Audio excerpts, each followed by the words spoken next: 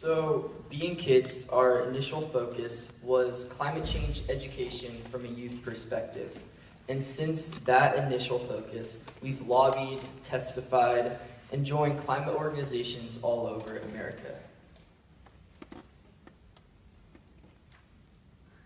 We took initiative in 5th grade, starting with a blog directed towards covering the youth perspective of climate change.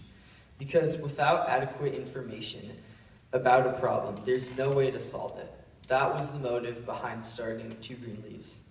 In time, 2 Green Leaves became something much more than just a blog. We began joining organizations such as Citizens Climate Lobby, Renew Oregon, and Our Climate. And people started to really listen. We spoke at events and were featured on podcasts like Hello Climate Change, America Adapts, and The Adapters. But we realized that education alone isn't enough. We needed to do something ourselves. So we began to lobby for a price on carbon. In 2015, Charlie testified for a rule in the Portland public schools to make sure that all public schools have to teach climate change as a fact and not an opinion. No more opinions, no more alternative facts. Later that year, Jeremy testified in front of a joint committee in Oregon for the Clean Energy Jobs Bill, a bill aimed to put a fee on carbon. Thanks to the efforts of the staff at Renew Oregon, a video of his testimony racked up over 3 million views and was even featured on Leonardo DiCaprio's Instagram.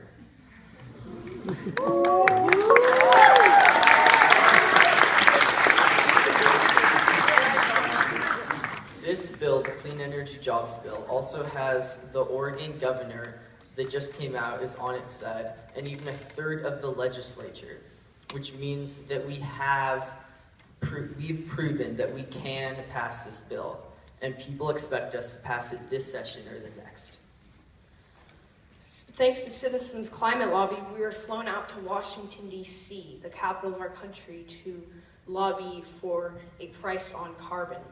And while we were there, my dad and I were in the congressional office, and we saw John Lewis's office. And for those of you who don't know, John Lewis was an instrumental key figure in the civil rights movement and was even friends with Martin Luther King. And although he was not actually in the office at that time, I wrote him a quick letter explaining why I was there and thanking him for all the amazing work he does, both in social justice issues and environmental issues. And a week later, I got a letter back from him. And it may be one of the most powerful pieces of advice I've ever gotten. You have the power to make a difference in the world, no matter how old you are. Keep standing up, and speaking out against injustices in your community.